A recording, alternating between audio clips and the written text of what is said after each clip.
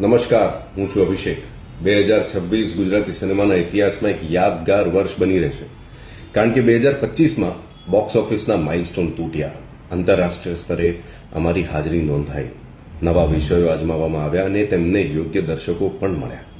આજે નિર્ભયતાથી કહી શકાય છે કે ગુજરાતી સિનેમા હવે ભારતીય સિનેમાના નકશા પર સ્પષ્ટ રીતે દેખાય છે ને? આ અદ્ભુત પરિવર્તન કોઈ એક ફિલ્મ કે કોઈ એક વર્ષ કે કોઈ એક ટીમનું પરિણામ નથી.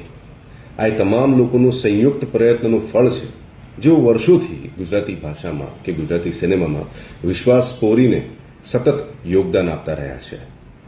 દરેક એવા નિર્માતાને અભિનંદન, જેણે પૈસા સાથે વિશ્વાસ પણ રોક્યો.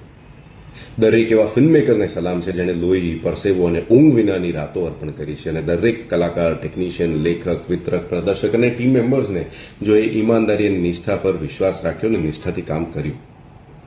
આ પરિવર્તન એક દિવસમાં આવ્યું નથી, શક્ય પણ નથી. આ સાંકળેલી ઈમાનદારીનું પરિણામ છે, વર્ષોથી સતત મહેનત કર્યાનું પરિણામ છે. નાના પગલાઓનો હવે સમય પૂરો થયો. હવે સમય છે મોટી છલાંગ ભરવાનો. દર્શકોને દિલથી આભાર, જેઓએ કોન્ટેન્ટને પોતાનું બનાવી લીધું. મીડિયાનો આભાર, જેઓએ આ સફરને સંવેદનશીલતાથી દસ્તાવેજ કરી છે.